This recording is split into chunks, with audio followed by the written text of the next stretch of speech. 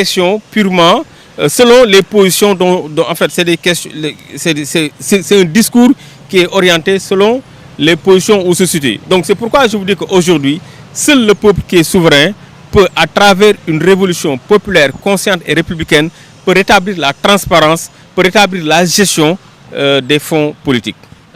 Juste une dernière question par rapport à des questions de droits humains liées à la garde à vue des 3 militants de Pastef suite à une vidéo devenue virale.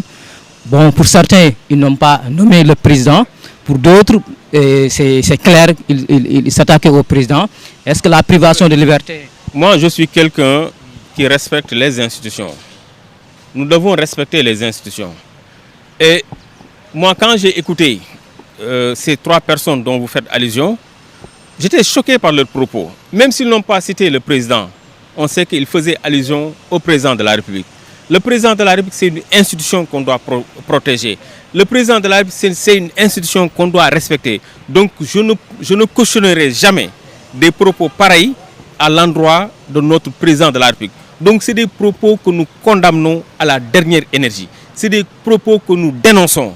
La liberté d'expression, certes, elle existe, mais la liberté d'expression a des limites. Et je pense que ces 3 personnes sont allées au-delà de la limite. Mais les conditions de détention qu'on pourra décrier, il faudra trouver des alternatives. Même dans les commissions de dialogue, certains ont évoqué l'idée de voir des sanctions alternatives. Ah mais bien sûr, aujourd'hui, récemment, on a modifié notre code de procédure pénale pour y intégrer les peines alternatives. Donc aujourd'hui, la détention doit être l'exception. Le principe, c'est la liberté. Donc je pense qu'il faut privilégier davantage les peines alternatives qui se trouvent dans notre code de procédure pénale. Parce que la justice, elle doit être humaine d'abord. La justice doit être humanisée. Il faut humaniser la justice. Et humaniser la justice, c'est qu'aujourd'hui, il faut privilégier les peines alternatives qui se trouvent dans notre code de procédure pénale. On a fait une émission d'ailleurs.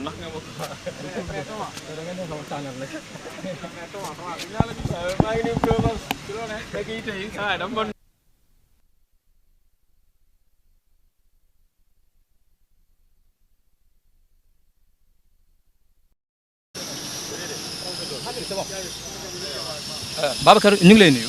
maa ngi lay fay. Alors Babacar tey yaa ngi taxaw fii ci Cour suprême mën nañu xam ne sa taxawaay tey jëm ci procès Ismaïla Madior Fall. waaw en tant que droit de l'hommiste dañuy ñëw fekkee li nga xam ne mooy procès le professeur Ismaïla Madior Fall nekkoon fi ministre de la justice ci haute cour de justice. li tax ñu gën fi teew mooy tey li nekk di xew au niveau de la haute cour de justice dañu jàpp que ni c'est une catastrophe. te loolu képp kuy républicain képp koo xam ni état de droit daf la soxal li nekk di xew fii ci sama ginnaaw muy haute cour de justice dañ ko war a dénoncer.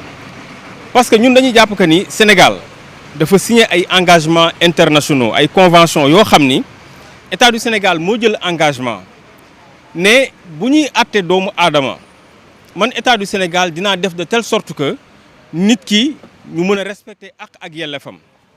loolu moo amul fii ci haute cour de justice ndax haute cour de justice bu ñu lay àtte bu ñu la daanee amuloo possibilité nga def recours maanaam li ñuy wax le droit à un recours effectif amul ci haute cour de justice. loolu c'est une catastrophe moo tax tey boo duggee ci biir les magistrats yi fi nekk da ngay xool que ni ñii dañu gêné wu parce que boo jëlee le président de la haute cour de justice qui est un magistrat émérite Mansour Mbaye nekk par ailleurs premier président de la cour suprême.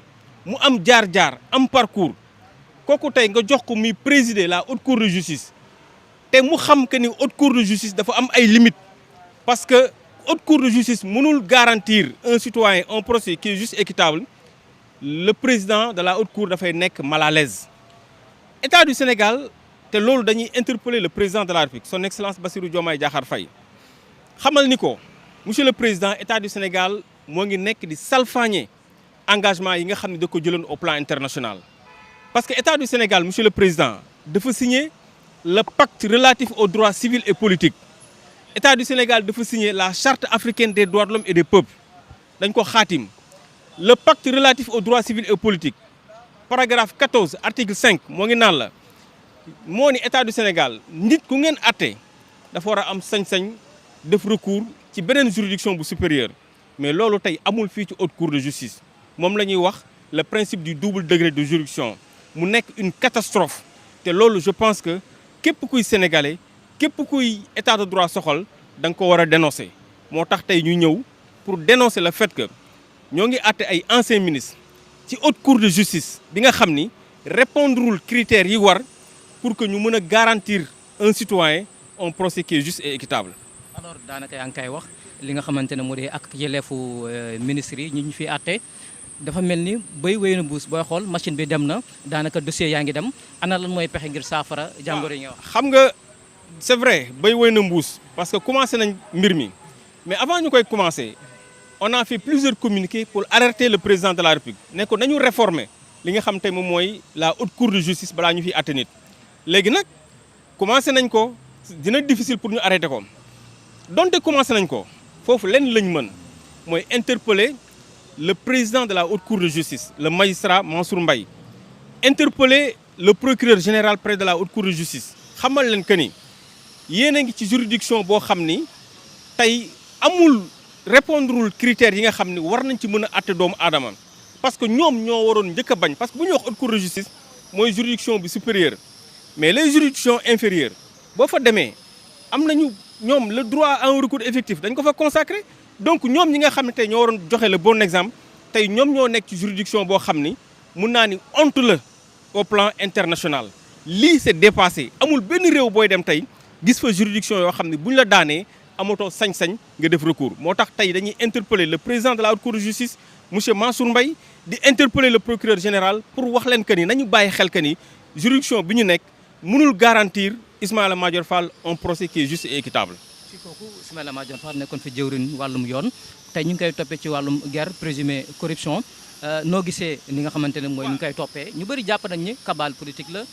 xam nga tentative de corruption lañ koy toppee mais liñ ci jaaxal mooy ki porté woon accusation bi le principal accusateur il s'est rétracté gis nañ ko déglu nañ ko et moom sax mi nga xam ni mooy le principal accusateur temps yee dañ ko fi condamné pour corruption de juge alors boo gisee loolu mun nañ que ni l'accusation s'est complètement effondrée Ismaïla Madior Fall warul woon sax ñëw tey haute cour de justice mais nag xam nga parfois doo xam lan moo koy waral mais man ma jàpp que ni le professeur Ismaïla Madior Fall jaar-jaaram ak accusation yi ni mu demee waru woon ñëw sax fii au niveau de la haute cour de justice mais nag comme ñëw na fi dañuy demander à ce que le président de la haute cour de justice ak le procureur ñu xool bu baax fa la ñuy teg seen tànk pour que le professeur Ismaïla Madior Fall mën a ñibbi këram